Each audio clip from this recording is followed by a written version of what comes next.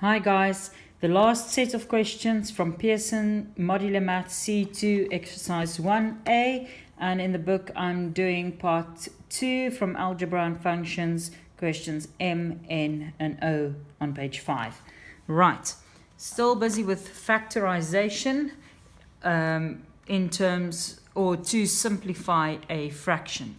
Right, so when we look at number M, we've got a 3-term expression at the top and a 3-term expression at the bottom. There's no common factors that can be taken out, so we are going to have to simplify them into 2 brackets at the top and 2 brackets at the bottom.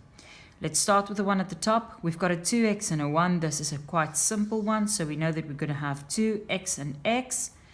It's going to be both the same signs, and both of the signs is going to be positive. And there's only one set of factors, so it can only be a 1 and a 1. Right, and just if you want to test it, you can say 2x times 1 is 2x. So 2x plus 1x will give you 3x. Right, at the bottom, we've got the x starting off the brackets. We've got 2 different signs, so we've got one positive and one negative, and we've only got one set of factors for 2, and that is 2 and 1. We need to get a negative 1 at the end, so the biggest number needs to go in front of the negative sign, and then we can test it. We can say negative 2x plus x will give us negative 1x. Then beautifully these 2 brackets are the same, so they cancel out, and our final answer 2x plus 1 divided by x minus 2. Moving on to number n, again, same thing. We need to factorize both the top and the bottom into 2 sets of brackets.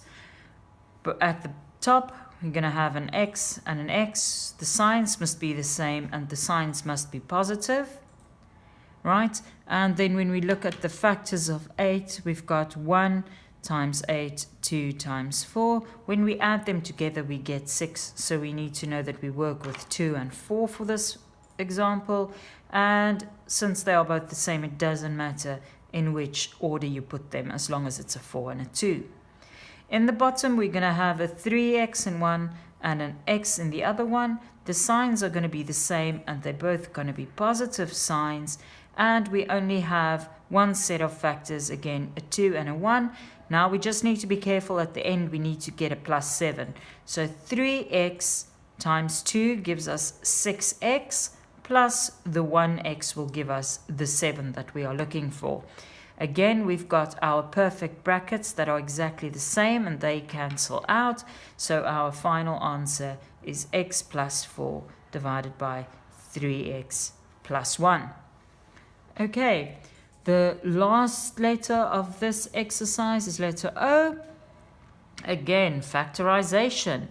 Factorization in the numerator and in the denominator, and hopefully one of those brackets or 2 of those brackets will cancel out with one another. When we factorize at the top, we're going to have a 2x and an x, the factors of 2, and the factors of 3 is 3 and 1, so we know that we're going to work with them. The signs are going to be different in the brackets, and the biggest number will have to be in front of after a negative sign. So we're going to have a negative 3 there and a positive 1 on this side. Let's test it. 2x times x gives us x squared, minus 6x plus 1 gives us negative 5x. 1 times negative 3 is negative 3. And so those brackets work out perfectly. Then we've got a 2x in one bracket, a 1x in the other bracket. The signs are going to be the same, and they're both going to be negative signs, right? And if you look at the factors of 9, it's either 1 and 9 or 3 and 3, but the only way that it's going to work out to add them to get to a negative 9 is if we use the 3 and the 3. We can test it. 2x times x gives us x squared, minus 6x minus 3x gives us minus 9x. And beautifully. Two brackets are the same, so they cancel out, and we are left with 2x plus 1 over 2x minus 3.